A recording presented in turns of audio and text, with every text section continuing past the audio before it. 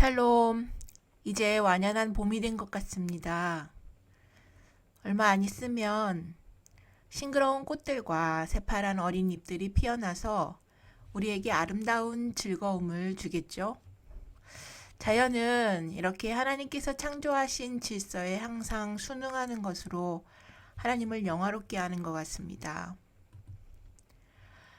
히브리서 5장은 예수께서도 하나님의 부르심에 순종하여서 하나님의 일을 이루셨음을 나타내고 있습니다.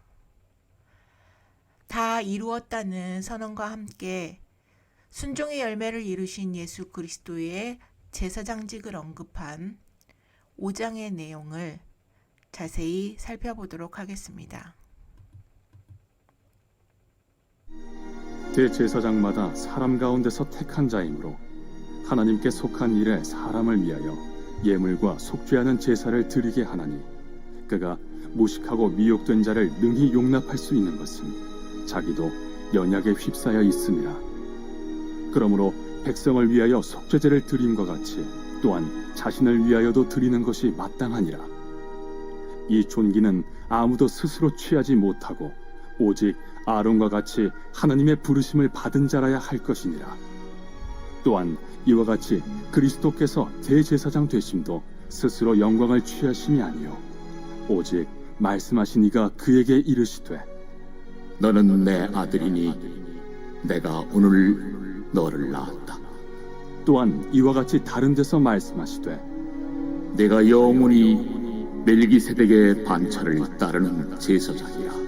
그는 육체에 계실 때 자기를 죽음에서 능히 구원하실 이에게 심한 통곡과 눈물로 간구와 소원을 올렸고, 그의 경건하심으로 말미암아 들으심을 얻었느니라.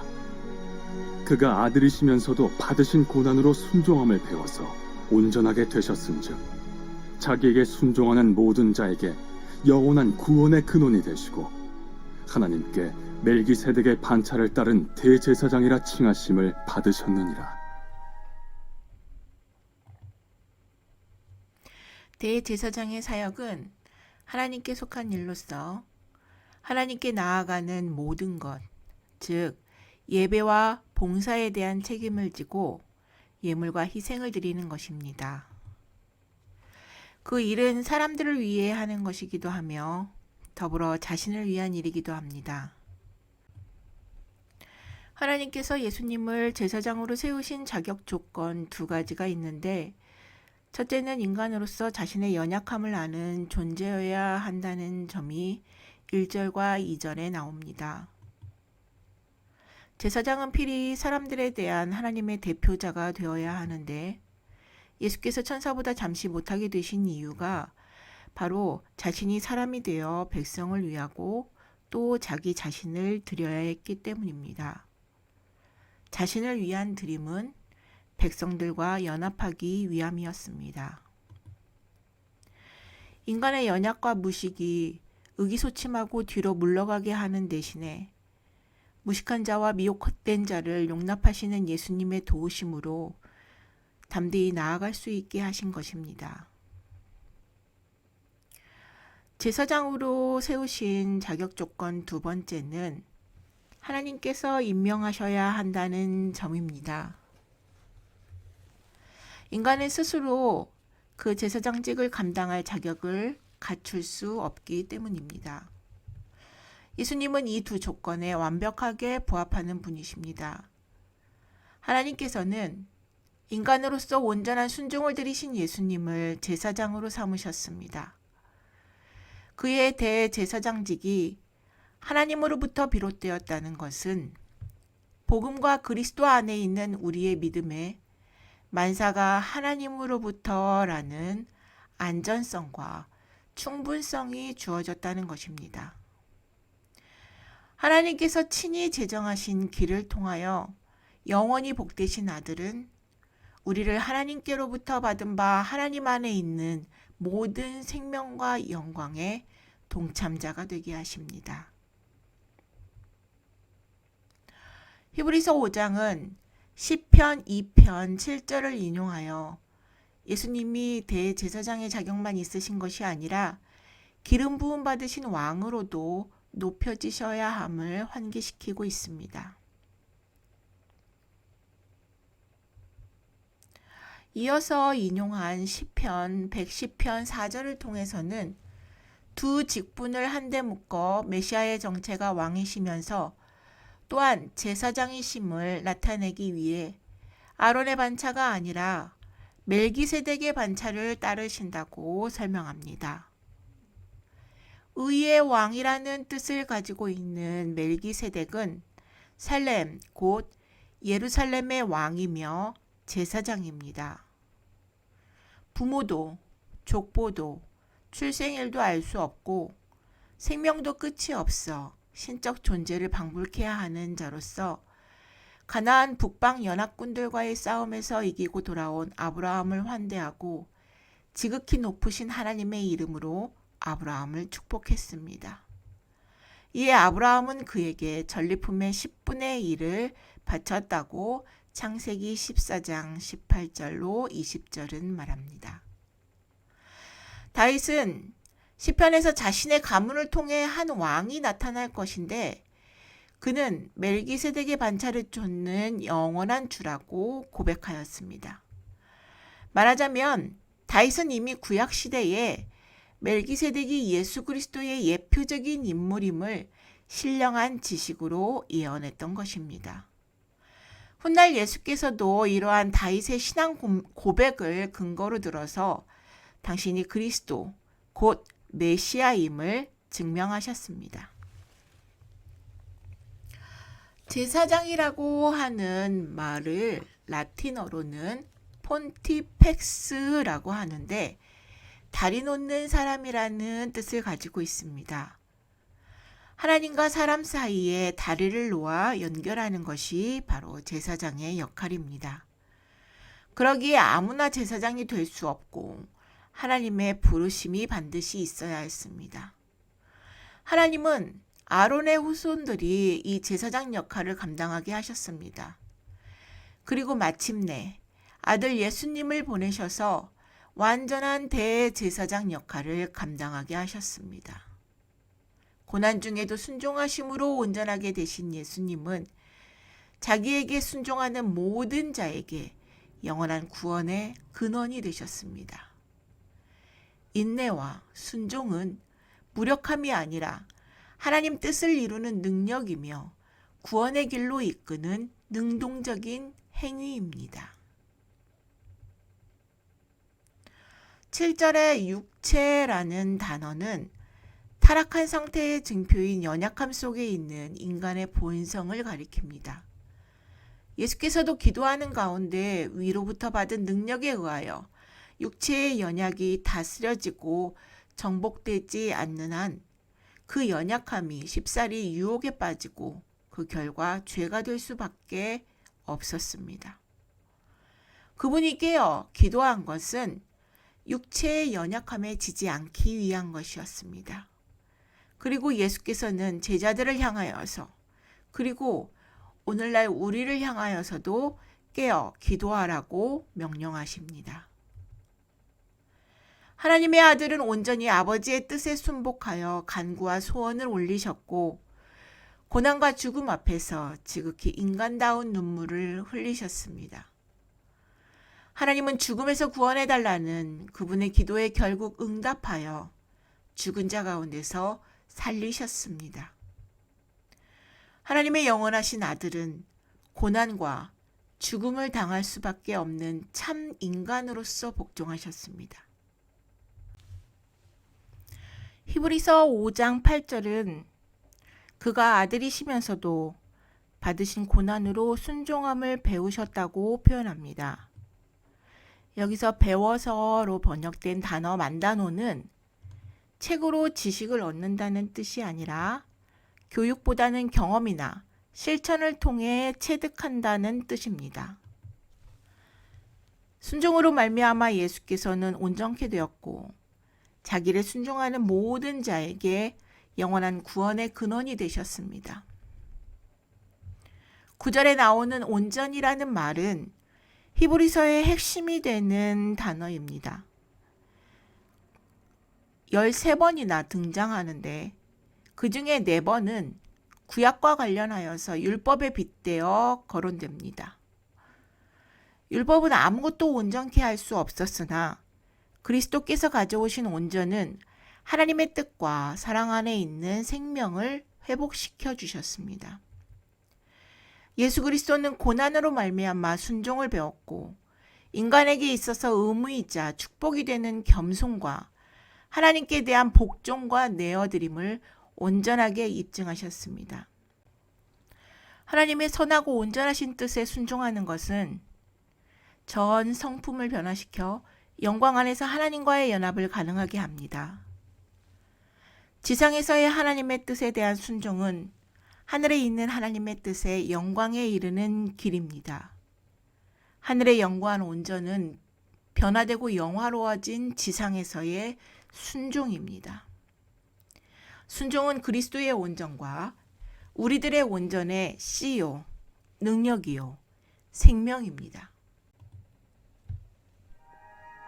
멜기세덱에 관하여는 우리가 할 말이 많으나 너희가 듣는 것이 둔함으로 설명하기 어려우니라. 때가 오래되었으므로 너희가 마땅히 선생이 되었을 터인데 너희가 다시 하나님의 말씀의 초보에 대하여 누구에게서 가르침을 받아야 할 처지이니 단단한 음식은 못 먹고 젖이나 먹어야 할 자가 되었도다. 이는 젖을 먹는 자마다 어린아이니 의의 말씀을 경험하지 못한 자요 단단한 음식은 장성한 자의 것이니 그들은 지각을 사용함으로 연단을 받아 선악을 분별하는 자들이니라.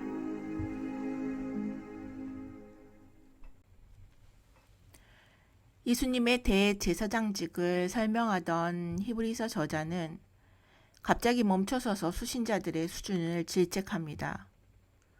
그들은 복음에 관한 기초적인 가르침들을 따라 구체적인 현실을 이해하며 선을 실천하는 성숙을 이루어야 했습니다.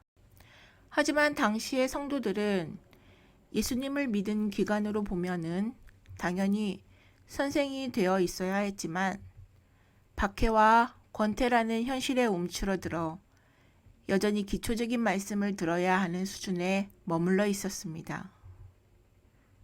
그들은 단단한 음식을 먹는 성숙한 자가 아니라 아직도 어린아이처럼 젖을 먹는 영적 미성숙 상태였습니다. 영적 유아기에만 머무르는 것은 안전한 일이 아니라 지극히 위험한 상태입니다. 영적 어린아이는 의의 말씀을 경험할 수 없기 때문입니다. 의의 말씀을 경험하는 것은 지식으로서의 말씀의 이해가 아니라 삶에서의 순종을 의미합니다. 성장하는 신앙인이 되려면 말씀을 깨닫는 지혜를 구하고 그 말씀에 순종해 자기를 부인해 나가야 합니다. 우리가 영적으로 둔해질 수 있음은 나이가 들어도 장성하지 못하기 때문입니다. 욥기서 32장 7절로 8절에서 엘리후는 나이가 많은 자가 말할 것이요 연륜이 많은 자가 지혜를 가르칠 것이나 그러나 사람의 속에는 영이 있고 전능자의 숨결이 사람에게 깨달음을 주신다라고 말했습니다. 나이가 많다고 해서 반드시 더 지혜롭고 영적인 것이 아니라 지각을 사용하여 선악을 분별할 수 있는 영적 감각이 있어야 한다는 것입니다. 이러한 영적 감각이 충분히 훈련되기 위하여서 눈은 하나님의 길과 그 가운데로 인도하는 분을 보고 알도록 단련되어야 하며 귀는 하나님의 음성을 들을 수 있어야 하고 양심은 하나님을 기쁘시게 하지 못하거나 못할지도 모르는 그 모든 것을 거부해야 하며 의지는 하나님의 뜻인 것만을 선택하게 되어야 합니다. 예수님께서는 산상수훈을 마무리하시면서 반석 위에 지은 집에 관한 비유를 들려주셨습니다. 기초가 튼튼하지 않으면 아무리 화려한 건물을 지어도 소용없습니다. 그런데 여기서 이 반석은 듣는 것이 아니라 듣고 행하는 것이라고 마태복음 7장은 말합니다. 다른 종교들은 깨달음을 목표로 삼지만 기독교는 깨달음에서 출발합니다. 샬롬은 정적인 상태의 평화가 아니라 균형을 잡고 굴러가는 자전거처럼 마땅한 성장과 역동이 제대로 이루어지는 상태입니다. 하나님 나라에 관한 말씀을 읽거나 듣고 깊이 묵상하는 시간은 반드시 필요합니다. 그러나 총체적인 삶의 변화를 거부하는 신앙은 소멸되고 변질됩니다. 마지막 14절에 나오는 단단한 식물은 온전한 자의 것입니다. 여기서 이 단단한 식물이라는 것은 그리스도를 멜기세덱에 비추어 아는 지식을 말하는데, 그리스도를 무궁한 생명의 능력을 따라 우리 안에서 역사하시는 하늘 제사장 되신 멜기세덱으로 알며 완전히 구원하실 수 있는 구세주로 알고 지성소를 여시고 우리를 그곳에 인도하사 거하게 하시는 성소에 섬기는 자로 알며 실질적으로 새 언약의 약속을 성취하시며 살아있는 능력으로 하나님의 법을 우리 마음에 기록하시는 중재자로 아는 것이 바로 온전한 자를 위한 단단한 식물입니다. 그리스도 예수 안에서 온전케 되는 자들은 바로 이 알곡, 즉 그리스도 예수 안에 있는 하나님의 생명으로 살기를 원해서 자신의 껍질을 부수는 영혼들입니다. 한 사람이 회개하고 예수님을 믿어 구원받았다는 것은 영생의 시작일 뿐입니다. 구원받은 성도는 이제 그리스도께 온전히 굴복하기를 배우고 매일 그분의 은혜 안에서 자라나며 영혼을 낚는 업으로 쓰임받기를 소망해야 합니다. 그리스도를 의지하고 순종하며 그분께 자신을 온전히 드리면서 성숙한 사람으로 성장해 갈 때 하나님이 주시는 충만한 만족을 누릴 수 있습니다. 우리는 세상과 하나님과 사람 사이에서 하나님 뜻대로 쓰임받기를 구해야 합니다. 날마다 말씀 앞에 자신을 비춰보고 단련해 어디서나 꼭 필요한 그리스도인이 되기를 소망합니다.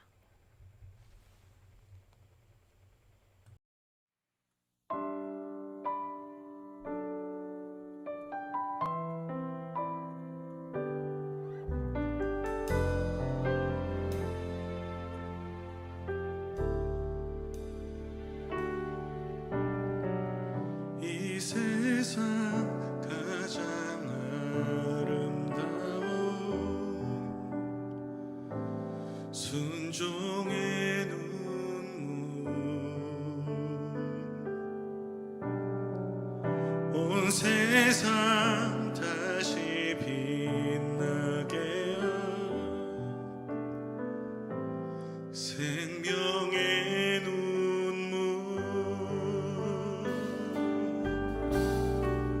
그가 이 땅에 오신 이유 죽어야 살게 되고 져야만 승리하는 놀랍고 영원한 신비 지으신 그대로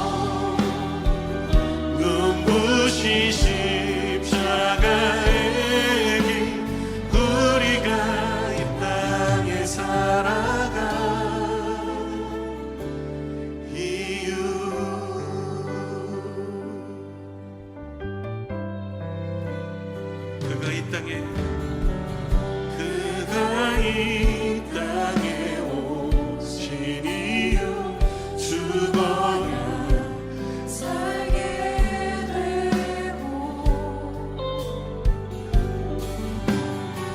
져야만 승리하는 놀랍고 영원한 신비 지신 그대로 회복시킨 우리의 창조주 그리스도 십자가의 길로 아버지 뜻 이루셨네. 그가 이 땅에 오신 이유 이제 우리에게 맡겨진 그 소망 그 사랑 그 생명 아름답고 눈부시신 십자가의 길 우리가 이 땅에 살아가 뉘우치신 그대로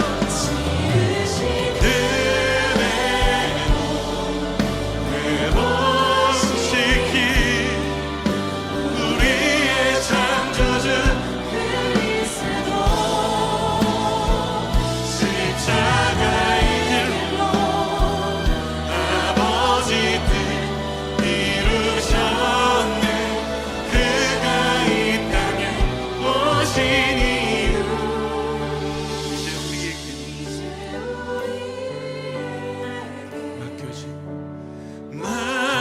맡겨진 그 소망 그 사랑 그 생명